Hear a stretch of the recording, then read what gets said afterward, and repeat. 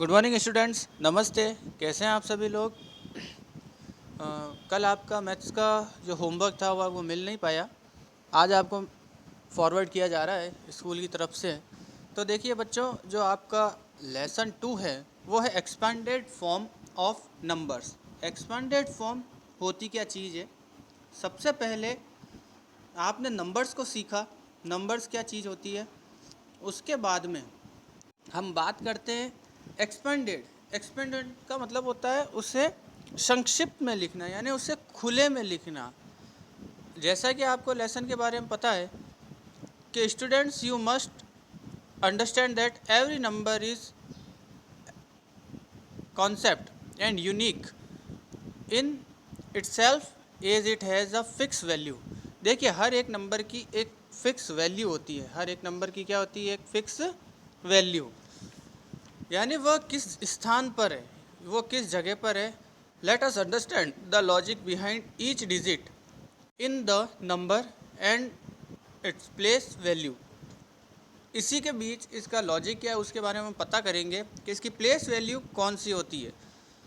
जैसे देख लीजिए, यदि आप खड़े हैं, आपके पास में सबसे हाइट में आप हैं, उसके बाद में आपसे थोड़ा सा हाइट में कम है, उसके बाद में और उससे कम है, और उसके बाद में और उससे कम है। यदि कंपैरिजन की बात करें हमको, तो कंपैरिजन में सबसे लंबे कौन हुए? आप हुए, क्योंकि आपसे छोटे 3 या 4 बच्चे खड़े हैं। अब उसी के साथ में यदि आपसे भी कोई और लंबा खड़ा है, तो इस आपने सुना ही होगा यूनिट के अंदर इकाई, दहाई, सैकड़ा, हज़ार, 10,000, लाख, 10 लाख, ये आपने सुना ही था।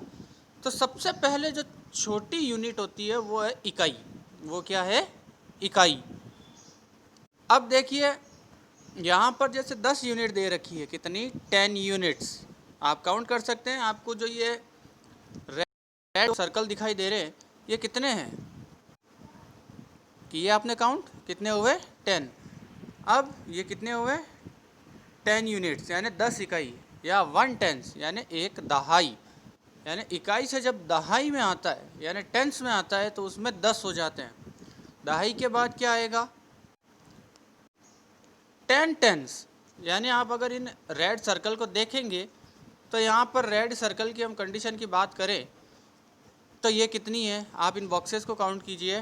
1 10, 2 10, 3 10, 4 10, 5 10, 6 10, 7 10, 8 10, 9 10, 10 10। यानी जब 100 हो जाएंगे तो वो क्या कहलाएगा? सैकड़ा या 100, यानी 100, इस तरह।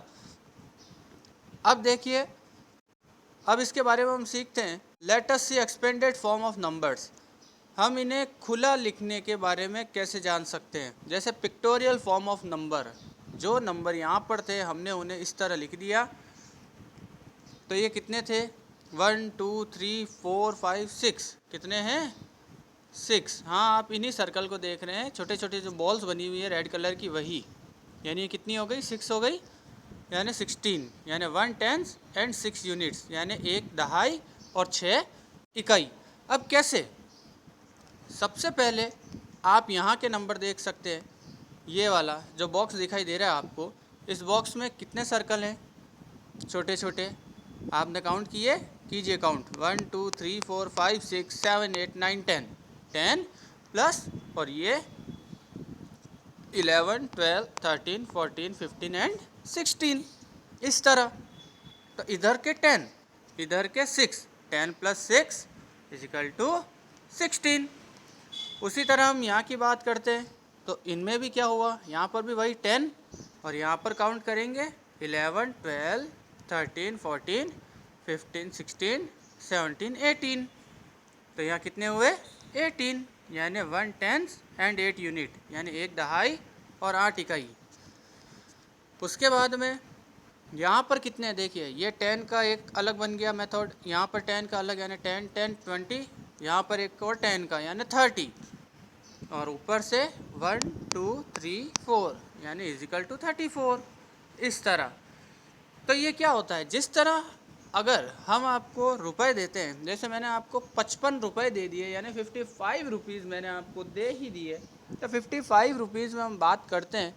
तो मैंने अगर आपसे पूछा कि मैंने आपको कितने दिए, तो आपके पास दो तरीके के जवाब होंगे। दो तरीके के जवाब कौन कौन से? एक तो सर आपने मुझे 10-10 के 5 नोट दिए, यानी 10-10 के 5 नोट्स दिए और ऊपर से 5 रुपीज़ अलग से दिए। अब उन्हें एक्सपेंडेड में कैसे ले सकते हैं? अगर मैंने आपको 5-5 के सिक्के दिए होते तो आप क्या करते? तो मैं आपको 11 कॉइन्स देता। कितने? 11 कॉइन्स। और अगर मैं आपको 10-10 के हिसाब से देता तो 10-10 के 5 नोट और एक 5 का सिक्का। अगर मैं आपको 20 और 10 के देता तो दो 20 के नोट, एक 10 का नोट और एक 5 का नोट। और भी अगर हम चिल्लर की बात करें तो उसमें एक एक का जो कॉइन होते हैं वो होते हैं टोटली 55। इस तरह तो क्या है, ये एक्सपेंडेड फॉर्म है। अब उसी तरह यहाँ देखिए, इस वाले बॉक्स में आपको खुद को नज़र आ रहा होगा ये कितने हैं। पहले आपको क्या करना होगा, फर्स्ट रो को काउंट करना होगा। 1 2 3 4 5 6 7 8 9 10। अब इस 10 के अकॉर्डिंग आप काउंट कीजिए। 10 1 ज़ा 10, 10 2 ज़ा 20, 10 3 ज़ा 30, 10 4 ज़ा 40, 10 7 ज़ा 70, 10 8 ज़ा 80, 10 9 ज़ा 90, 10 10 ज़ा 100। इस तरह अब उसके बाद में आप इन्हें काउंट कर सकते हैं। 1 2 3 4 5 5 5 10। यहाँ पर 100, 100 प्लस 10 110। उसके बाद 120 और 120 के बाद 4, यानी 124। वेरी गुड, आपने सही बताया। 102 टेंस एंड 4 यूनिट्स। तो ये एक सैकड़ा हुआ, दो दहाई हुई और 4 इकाई हुई। इस तरह उसके बाद में हम बात करते हैं यहाँ पर उसी मेथड को आपको यूज़, यहाँ पर भी 100, यहाँ पर 10-10 के हिसाब से तो 110, 110, 120, 130 और उसके बाद में 7। आपने ये छोटी छोटी बॉल्स काउंट की, ये कितने हुए? 137, यानी 103 tense and 7 unit.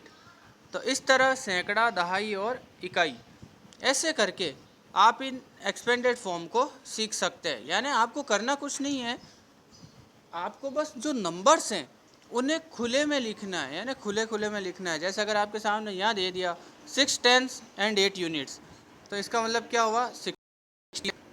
9 tense and 4 units, इसका मीन क्या हुआ? 94। 400 5 टेंस एंड 3 यूनिट, इसका मीन क्या हुआ? 453। उसी तरह 800 6 टेंस एंड 2 यूनिट्स, यानी कि 862। और 700 7 टेंस एंड 7 यूनिट मीन्स 27। तो ये देख लीजिए, आपका इसका जो कॉन्सेप्ट है और मेथड है वो आपको क्लियरिफाई हो चुका होगा। मैं चाहता हूँ आप इसे अच्छे से अच्छा सीखें, बड़े से बड़े नंबर को आप लें और उसे एक्सपेंडेड फॉर्म में इसी तरह पिक्टोरियल फॉर्म में बना करके लर्न करें। और कुछ बच्चों से मुझे शिकायत है अब तक कि जिन बच्चों को मैंने कहा कि वे अपनी टेबल की या काउंटिंग की वीडियो बना करके फिर से मुझे व्हाट्सएप पर फॉरवर्ड करें या स्कूल नंबर पर फॉरवर्ड करें, लेकिन वे बच्चे कर नहीं रहे। और ये मैंने आपसे पहले ही कह दिया कि जो बच्चा अच्छा परफॉर्मेंस करेगा ऑनलाइन, उसे स्कूल की तरफ से रिवॉर्ड दिया जाएगा। तो आप ये ना सोचें, रिवॉर्ड का ना सोचें कि रिवॉर्ड मिले या नहीं मिले, लेकिन आप ज़रूर फेमस होंगे। तो इसी के साथ मैं आपसे फिर से बता रहा हूँ, एक्सपेंडेड फॉर्म ऑफ नंबर, यानी आपने नंबर का पूरी की पूरे संक्षिप्तीकरण सीखा। आप इसकी जो परिभाषा है, जो इसका मेथड है, कॉन्सेप्ट है, उसे लर्न करें अच्छे से। यदि आपसे कोई पूछ ले कॉन्सेप्ट के बारे में आप क्या जानते हैं, तो आप उसे अच्छे से बता सकें। तो इस तरह आप लर्न करेंगे, सीखेंगे। Okay, thank you. Stay home, stay safe. और जिन बच्चों ने मैथ्स की नोटबुक चेक नहीं करवाई या इंग्लिश हिंदी जो भी है आपकी, वे एवरी सैटरडे अपनी नोटबुक को चेक करवाएं, चाहे सैटरडे हो चाहे मंडे हो। इसके अलावा भी मैं आपसे रिक्वेस्ट करता हूं, अगर किसी बच्चे को सैटरडे या मंडे को उनके पेरेंट्स को टाइम नहीं मिल पाता तो वे खुद आकर के अपने पेरेंट्स को किसी भी दिन स्कूल में भेज सकते हैं ताकि आपकी नोटबुक चेक हो सके। इस तरह। Okay, thank you, have a nice day.